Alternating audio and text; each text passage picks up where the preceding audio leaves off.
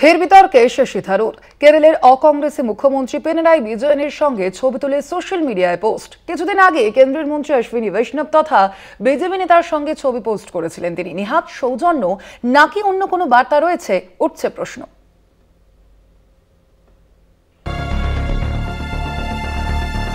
কখনো বিজেপি নেতা মন্ত্রী, কখনো সিপিএম এর মুখ্যমন্ত্রী শশী থারুর রয়েছেন একই রকম। সম্প্রতি নিজের এক্স হ্যান্ডেলে কেরলের মুখ্যমন্ত্রী পিনারাই বিজয়নের সঙ্গে ছবি পোস্ট করেছেন শশী, আর যাকে ঘিরে শুরু হয়েছে জোর বিতর্ক। ছবি শেয়ার করে ক্যাপশনে শশী লিখেছেন, একেই বলে সাংবিধানিক ভদ্রতা। একাধারে দেখতে গেলে সাংবিধানিক ভদ্রতা শব্দটি বিরোধীদের উদ্দেশ্যে খোঁচা, অন্যধারে নিজের দলের নেতা মন্ত্রীদের উদ্দেশ্যে শশীর বার্তা দেওয়ার বিষয়টি একেবারে অগ্রাহ্য করারও নয়।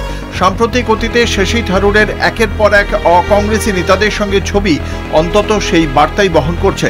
বুধবার রাজ্যের সমস্ত সাংসদকে দিল্লিতে নৈশভোজে আমন্ত্রণ জানান রাজ্যপাল রাজেন্দ্র আর্লেকার। রাজ্যের সমস্যা ও এক হয়ে তার মোকাবিলা নিয়ে নৈশভোজে আলোচনা হয়। সেখানে হাজির ছিলেন মুখ্যমন্ত্রী পিনারাই বিজয়ন। আলোচনা চলাকালীন মুখ্যমন্ত্রী ও রাজ্যপালের সঙ্গে সেলফি তোলেন শশী থারুর। বছর ঘুরলেই বাংলার সঙ্গে কেরল বিধানসভার ভোট, সেখানে জোর টক্কর কেরল কংগ্রেস ও সিপিএম এর মধ্যে। শশী থারুর কংগ্রেসের অত্যন্ত সুপরিচিত নাম।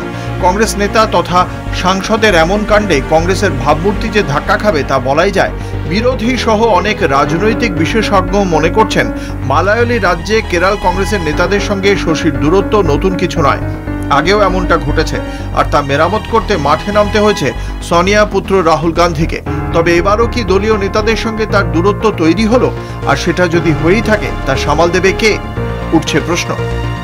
কলকাতা টিভি।